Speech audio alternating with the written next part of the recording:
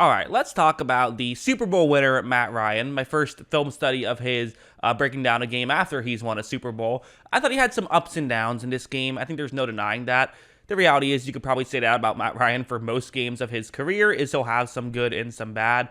And this one was one of them. So we'll start off with some good, and then we will get into the areas where he needs to improve upon, or maybe just you take those bad plays with the good that he brings you. But this play, it's going to be kind of a classic play that every team runs. It's, run play action against cover 3 zone, get linebackers to move in, throw over the top of them, try to find a gap in coverage, and watch what happens. As you see, Stafford is going to take the snap right here. He looks, and there is definitely a window where he can make this throw, but it's not wide open. I mean, he has to time this well. He has to make this throw at the perfect time, perfect accuracy, all of those important details. However, as you see, he does. So again, one of the things that Stafford has done a very good job of since, going and joining Sean McVay is just running an offense like this. Like, this one's kind of another example, but a much more impressive example, because that last play is like, okay, Stafford did a good job, but like Garoppolo does a good job on those plays. There are a good amount of players who can make those plays. There aren't a good amount of players who can make a play like this, where what's going to happen here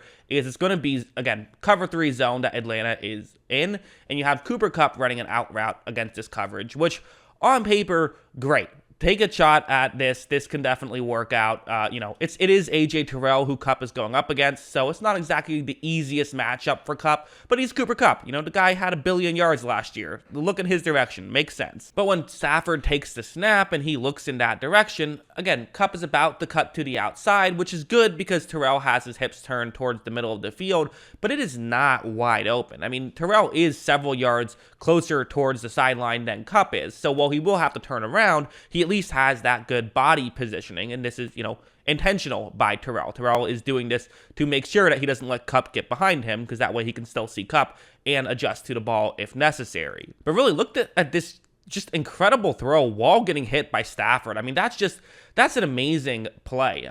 There's really no other way to describe it other than that's an amazing throw by Stafford, and this is why they gave up all of those draft picks to go out and get Matt Stafford, is simply because he can make these types of plays that not a lot of other quarterbacks can make. Moving over to this play, this one was a fun play more than anything, I think, but still a fascinating one. So the Falcons are going to be in zone coverage, and they actually are only having a 3-man rush on this play. They're dropping a defensive tackle back into coverage. So what's fascinating about this play for me, though, and we're seeing this more and more throughout the league, I don't know exactly who started it. I saw Antonio Brown with the Buccaneers do it a couple years back. I've now seen Cooper Kupp do it a lot more. It seems like we're seeing a lot of teams do this more and more. I'm not sure exactly where the trend started, but it's fun, where you have a receiver lined up to Stafford's right, but you actually have 2 receivers lined up to his right, and I don't just mean 2 eligible receivers. Cooper Kupp is lined up as a halfback on this play, so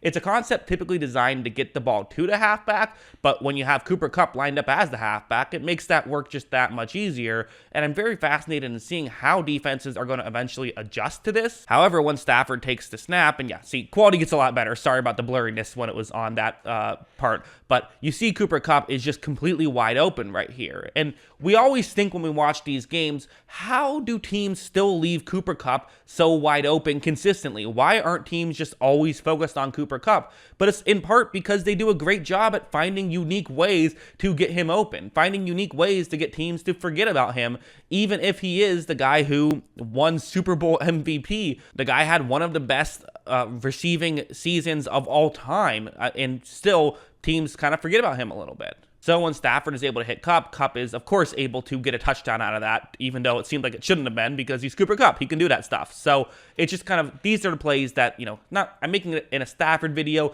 It's not really a Stafford situation, but it still is one of those plays that, makes you realize, oh yeah, this offense, when it is rolling, can be absolutely fantastic. However, there were some issues. Let's talk about the issues, because as great as the Rams looked through, the first part of this game, the ending got worse. It did. There were some issues here, and I think that for all the good work that Stafford did, he did make some mistakes as well that could have allowed the Rams to lose this game, quite frankly. And, one of the mistakes was simply just the blocked punt, which, okay, that happens. But like this one, it's going to be a one-on-one matchup in the end zone, and Stafford loves these one-on-one matchups in the end zone. You know, he had an interception in the Super Bowl that was kind of the same thing of just throwing it up there. Although this one is worse in my opinion. Look at how when Stafford takes the snap and does look in that direction.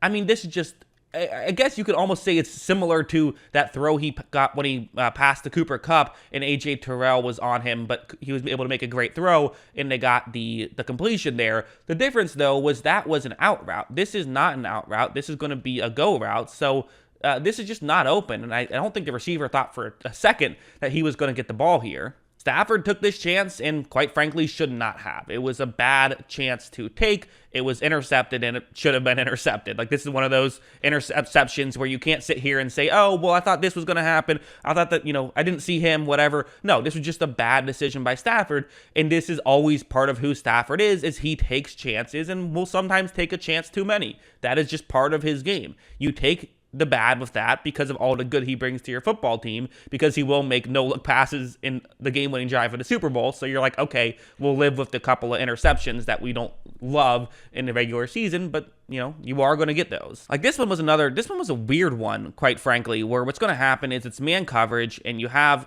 Cooper Kupp running over the middle. So okay, listen. Cooper Kupp against man coverage over the middle, sure. Look in his direction, try to get the ball to him if possible. That's what you want to do.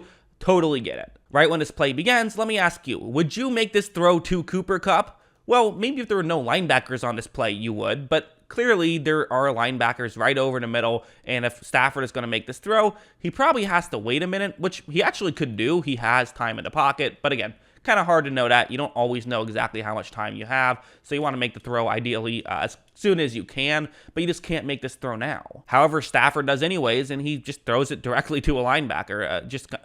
It's a mistake right there. And again, these plays could have they would have really stung for the Rams had they ended up blowing that game and lost it. The Rams would have really felt, Stafford, it would have made Stafford look a lot worse, I think. Stafford got lucky that they were able to hold off on that final drive and not give up the lead. Because again, Stafford did do a lot well. This was not a bad performance by any means from Matt Stafford, but you want to see him play better, I think, than what he played this game. This is not an ideal situation for Stafford. They're paying you $40 million a year at this point, unlike the $20 million you were getting paid from the Rams last year. So these are the mistakes that you like to see get cleaned up. But the reality is, I don't think they will. I think these are just the mistakes that Stafford has, where every now and then it's gonna, he's gonna have a bad game or two. He's always been someone who has his ups and has his downs. But the bright spot is that he had his ups in the Super Bowl last year. So you're hoping that he will also continue to have those kind of ups, in the playoffs. I said Super Bowl, really playoffs in general last year was when he was, red hot, and you just hope that that's kind of who he is, and I think it is who he is. I think that he's fine, but just, if we're evaluating how he played in this game, he played inconsistent. That's just part of who he is. You accept the good with the bad. Or do you disagree? Do you think I'm being too easy on Stafford and I should be harsher on him? Like, hey, you're a Super Bowl winning quarterback who, got paid $40 million. You have to, this isn't okay. Or do you think I'm being too hard on him? Do you think, hey, listen, he, couple of throws gone wrong. It happens to everybody. I don't know. Find it fascinating, though. What do you guys think? Let me know in the comments below. What are your thoughts on Matt Stafford and his performance with the Los Angeles Rams here in Week 2 against Atlanta? Let me know in the comments below. Always love hearing from you. And of course, as always, thanks for watching.